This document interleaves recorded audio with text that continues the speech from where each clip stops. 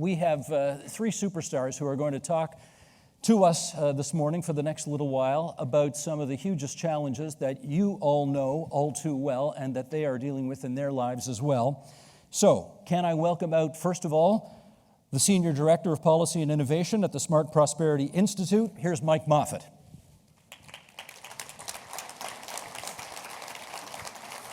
Hello, Mike. There you go. Far chair for Mike. Can we welcome the Atkinson Fellow on the Future of Workers? Here's Armine Yalnizyan.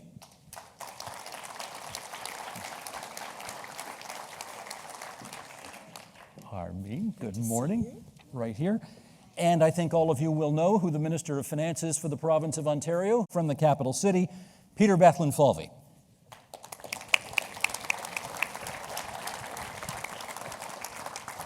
Now that's interesting. Armine applauded louder than all of you did for the Minister of Finance. I don't know what that means, Minister, but we'll find out. We'll find out. I want to start by asking each of you a pretty basic question. There are huge challenges going on right now in this province and country, and I want to know what keeps you up at night. Treasurer, why don't you start out? What keeps you up at night? What keeps me up at night? I want to tell you up front that I sleep like a baby, which is the good news. The bad news is I wake up every 2 hours and I cry.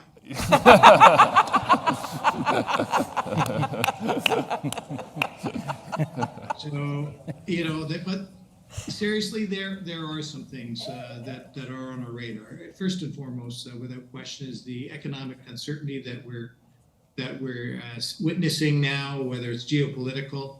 I mean, when we did our budget when we first tabled it April 28th, we locked the numbers before the Russia invasion of the Ukraine. You don't know what's around the corner, so that's something we have to watch. And we have a plan in place to mitigate whatever's around the corner, and we obviously ran on that plan in the budget.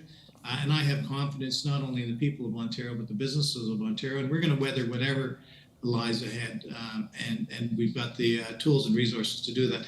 The second area that I think about, and I do want to also applaud Armine, because she's a very thoughtful person, thinks about things not just in the short run, but the long run. And our aging population is absolutely something that I've been concerned about for some time. I gave remarks at the C.D. Howe Institute in 2010 on just this topic, the aging population and what that meant for our healthcare system, what that meant for labor shortages, what that meant for economic growth, what that meant for healthcare.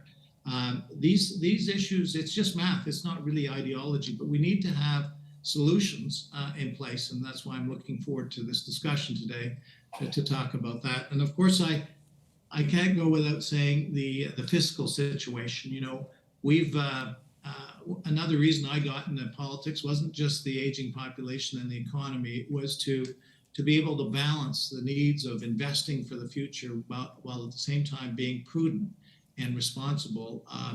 The debt that we put on now is going to be paid by future generations. So we have to think very carefully about the type of spending, the types of investments that we make. We're putting a record amount in infrastructure, almost $160 billion. Our program expenditures to invest in our healthcare and education are historic and unprecedented. But I have to balance that as well with being financially responsible so that we can weather future storms, be they an economic storm, a financial storm like 2002, 2009, 2008, 2009, or like a pandemic or whatever else might be around the corner. So those are the types of things I think a lot about. Okay, Finance Minister, thank you. Armine, why don't you pick up on that? What keeps you up at night? I wonder if the Finance Minister is going to call me when he wakes up every 2 hours. I'm waiting for that call, Minister, because I actually really admire what you are doing, and I just want to extend your point to everybody that is here. People that run for political office to serve our population in any way deserve to be saluted. It is a thankless job. It is a very difficult job, and we need you more than ever. So thank you very much for what you are doing, Minister, but also thank you, all of you in this room, that have got your bulletproof vests on and trying to deal with the challenges that are coming at you fast and furious. You know, population aging is the slowest moving train on the planet. I've been talking about it since I learned about it as a graduate student from the master of demographics, David Foote, the author of Boom, Bust, and Echo. And it has just been imponderable to me that we haven't done more forward thinking. What keeps me up at night right now is this extremely difficult challenge between rising costs because of what's happening to inflation and the fact that our healthcare systems are in collapse right now as we're speaking. This isn't about forward planning. We are in a perma-crisis, and it means not only the quality of our life, but life and death is on the line. There are lots of things we can talk about, but right now I'm worried that the fall is going to mean more people are going to be hungry, more people are going to be worried about having to leave their homes that are not, there's nothing more affordable out there right now, and that more people are going to get sicker quicker at a time when the system cannot support more illness and we don't have a plan. I don't want to talk about money until we talk about what our plan is to get out of this situation. Mike Moffatt. Well, again, I would echo Armine's comments about, just thank you those who, put their name on the ballots and for a thankless job where you have to listen to loudmouths telling you what to do. So let me tell you what to do. So there's a couple things that we think of. So I'm the senior director of the Smart Prosperity Institute, and a lot of our work at SPI is around the climate crisis. A lot of my personal work is around the housing crisis. So these are the two things that kind of keep me up at night. And I think we're obviously aware of both, but they also intersect with each other in some important ways. So I worry about flood risk. The climate change issue, we're going to see increased rainfalls in part of Ontario. We're losing some of the land right now, the wetlands that soak up some of that water. So there's a real risk of increased flooding. Essex County is one big area.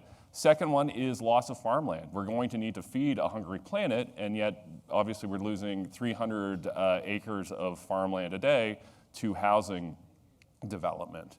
And the third one is climate refugees. And I don't see this as being, I think it's a really important topic, but one I don't see discussed a lot by any levels of government. We know that larger parts of the planet are becoming uninhabitable, and people are looking for areas to live that have decent climate and a lot of fresh water. The Great Lakes may be the most attractive place on the planet to be in the next 30 years. So, we need to be prepared for that. And that's both a threat and an opportunity. I think if we play this right, that gives us an opportunity to be, one of the fastest, most productive growing places on the planet, but we need to be prepared for those long-term sort of glacial challenges. Okay, thank you three for sort of setting the table for the discussion to come. And let's dive a little deeper now. And Armine, I'll start with you on this. I suspect everybody in this room at some point has said to themselves, the demand for local services has never been more intense, and my access to revenue streams to pay for all of these things has never been more difficult. Give us some ideas. How do we make those two lines even out more? One of the phrases that we've heard over and over again during the COVID pandemic is governments saying we've got your back. This is not a local problem. This is a global problem, and we need the provincial government to have our municipalities back. I fully respect the challenging job the finance minister has to balance future investments with current needs and also keep life manageable for people paying taxes. But I don't think the province is doing enough of a job to make sure the basics are there, and it isn't up to municipalities to make sure the basics are there. So what does that involve? If he's not, the fellow on that screen, if he's not doing enough, give him some advice about what he should be doing. I believe that you should be doubling down. First of all, this isn't just about expenditures, Finance Minister. It is about having a very clear plan about how you are going to fix the problems that we are facing, whether it is housing and climate change, whether it is healthcare, whether it is transportation. All of these things are nested, and people don't live in boxes that are defined by your municipal the edges of your boundaries. People move around, and we want people to move around to take advantage of the enormous opportunity that exists in Ontario. I don't know if you know this, but Canada is the 9th largest economy on the surface of the planet. And Ontario is the biggest economic engine of Canada. We can be and do anything we want, but we have to be and want to do more than we're doing. Mike, what would your advice be on that regard? We need to fix this housing crisis, and that's an economic issue. There are a couple ways you can raise revenue. Obviously, you can raise taxes, but you can also grow the size of the economy.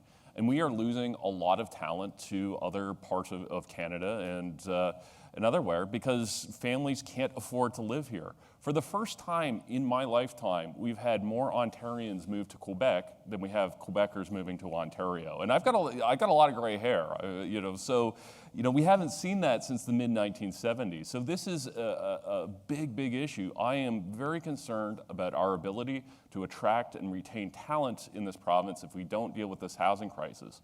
We've got a lot of great investments. Again, I keep mentioning Windsor, but in the Windsor area, the new Stellantis plant, we have a big plan to build EV batteries, assemble cars. I'm not sure who's going to work at those factories, who can live in these areas on those types of wages when you can go south, you can go east, and you can go west and buy a house for half what it costs here. Okay, Minister of Finance, you've heard some wisdom from up here. How do you react to what you've heard? Well, first off, Mike, I too have a lot of gray hair. You just can't see it because it's still in the back. So I think some really good points have been made there. I would say two things. First off, the budget that I tabled really is our plan to build Ontario, and very clearly to rebuild this economy. One of the things that we talk about is the growth of the economy. I agree with Armine, but out of 38 OECD countries, the OECD economists put Canada in terms of growth potential over the next 30 years, number 38 out of 38. We're dead last. So we do have an economic challenge. I agree with Armine that we have all the resources necessary. We just have to work together to get that done. And that leads me to my second point is that through the pandemic, it's multiple levels of government. It's not just the municipal. You asked about tools for the municipalities. We've given them funding through the Municipal Partnership Fund, which I announced on Friday, stability on that. The Ontario Community Infrastructure Fund, which will help, to Mike's point, really do the things for flood mitigation, for repair of infrastructure for 389 million, 389 municipalities, $1 billion. We doubled it from $1 billion, so now $2 billion, to help with infrastructure to mitigate some of the climate issues, the repair that we need to do, but also COVID supports through the pandemic. We worked with the federal government and the municipal government to kind of deliver those services that they needed in the time of need. So it's on multiple levels that I think working with municipalities, giving them more powers like the strong mayors, so we can build the houses. That's an emerging and critical need that we need to get done.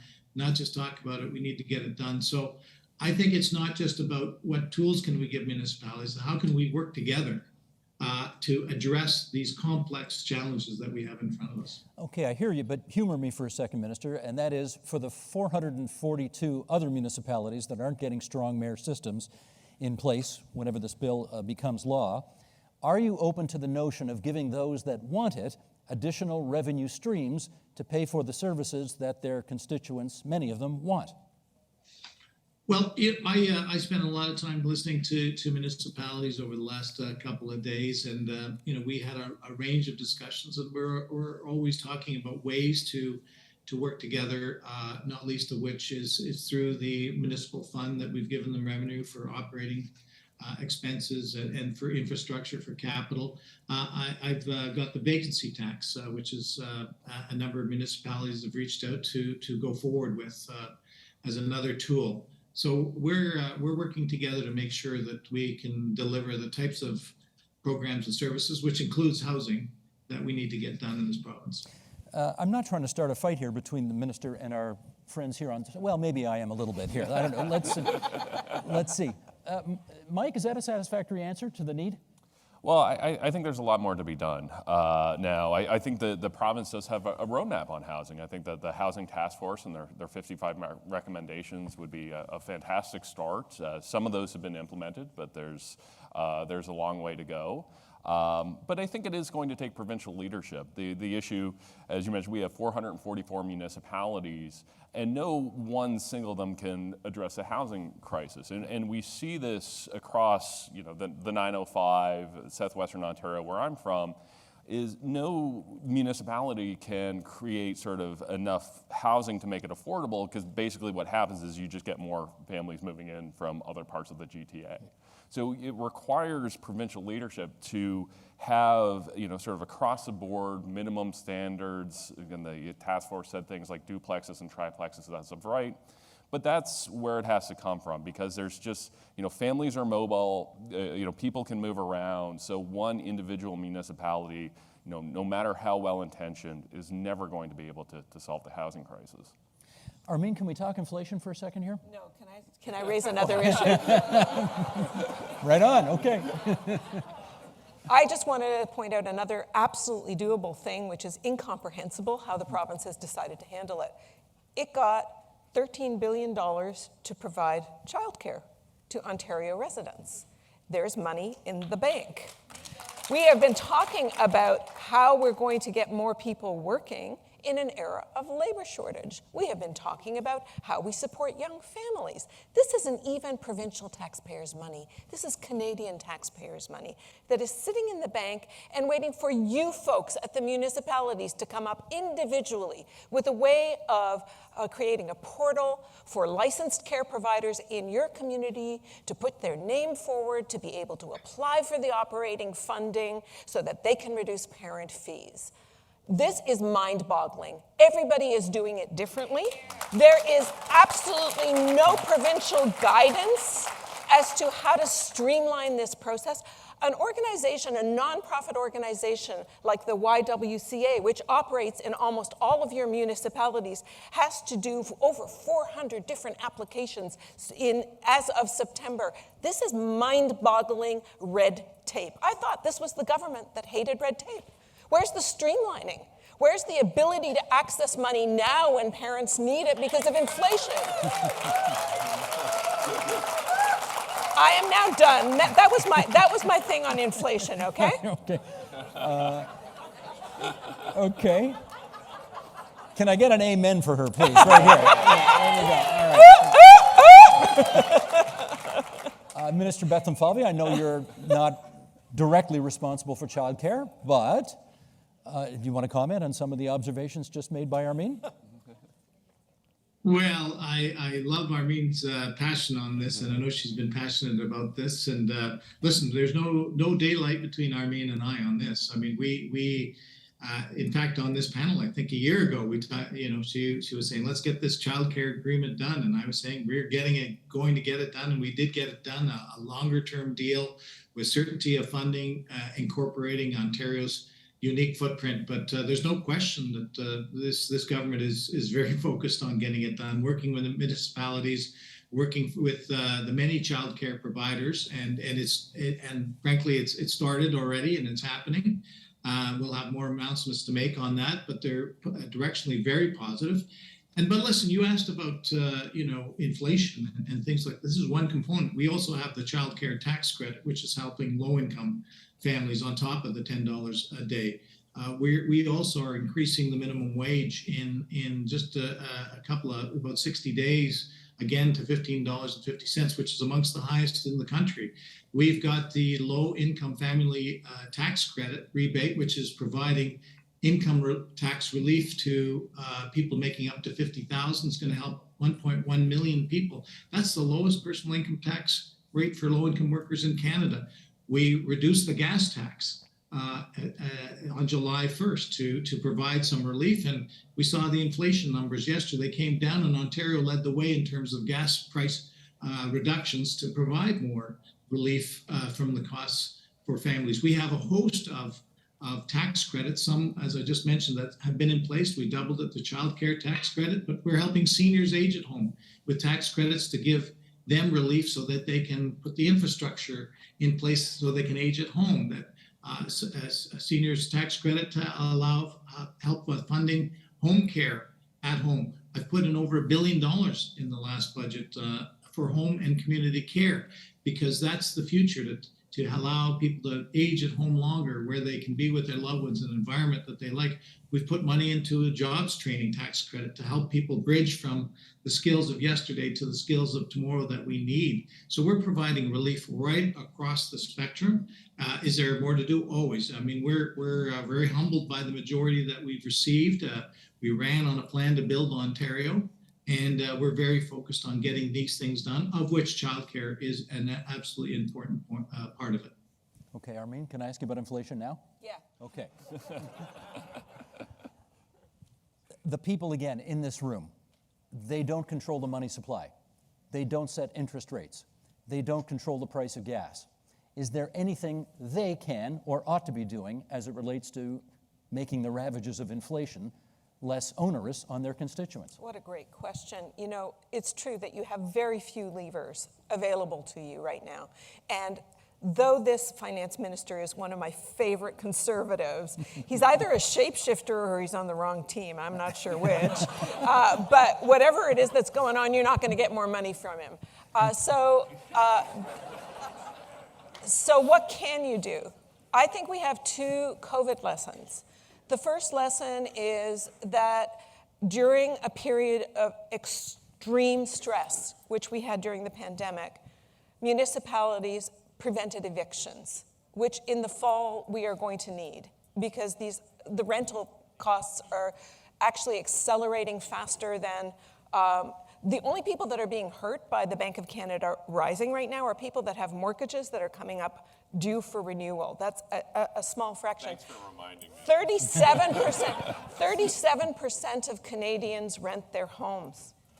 35% of Canadians don't have a mortgage but own their home.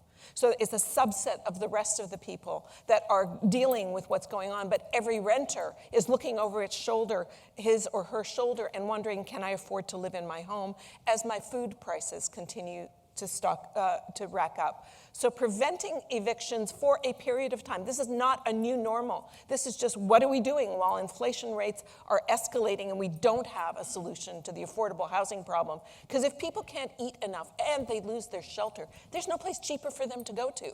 We have run out of affordable housing. So that's job one, is prevent evictions this fall. You might be able to do something other than what's going to come from the feds, which is a $500 housing benefit, which, to my mind, initially when they first came up with it, was not a bad idea at the beginning of the inflation thing. Now it's like an apology for what's happened. It's no solution at all. And if there's anything you can do to help with rent banks or bring your community together to help people that need to be able to stay in their housing. And the last thing I'll mention is transit.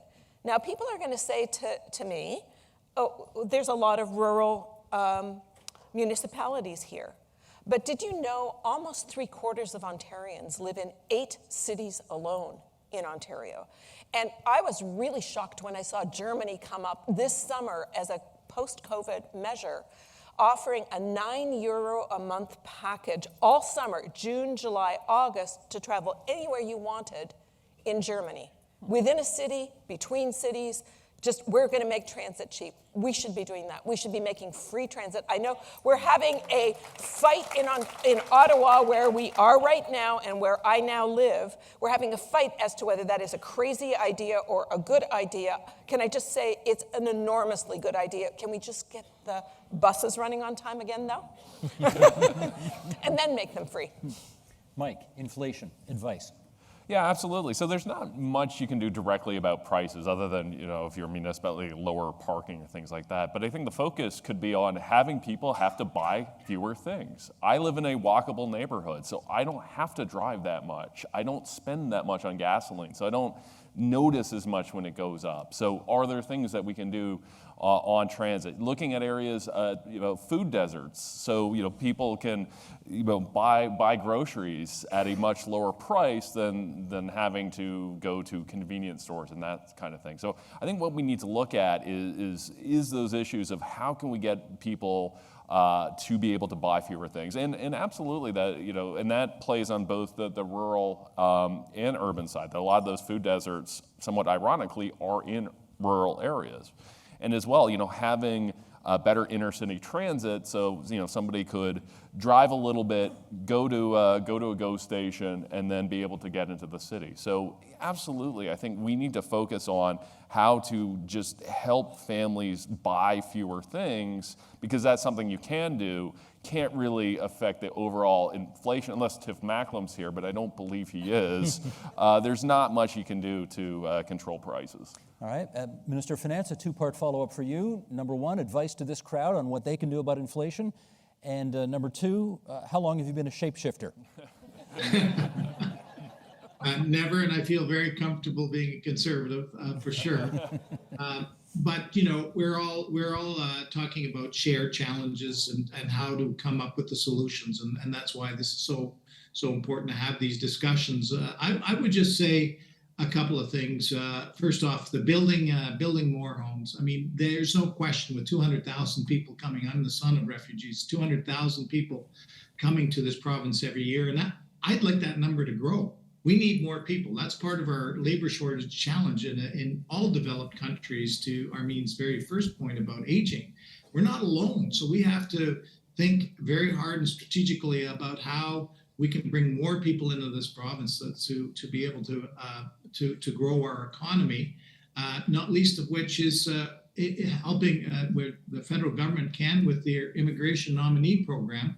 Of that 200,000, we only get about 5% of the jobs that we need, say, in what we need, like skilled trades, like welders, healthcare, PSWs, nurses. So I think that's one of the things where working together with the municipalities through strong mayors and other mechanisms to make sure when the people come to this great province that they actually can live somewhere.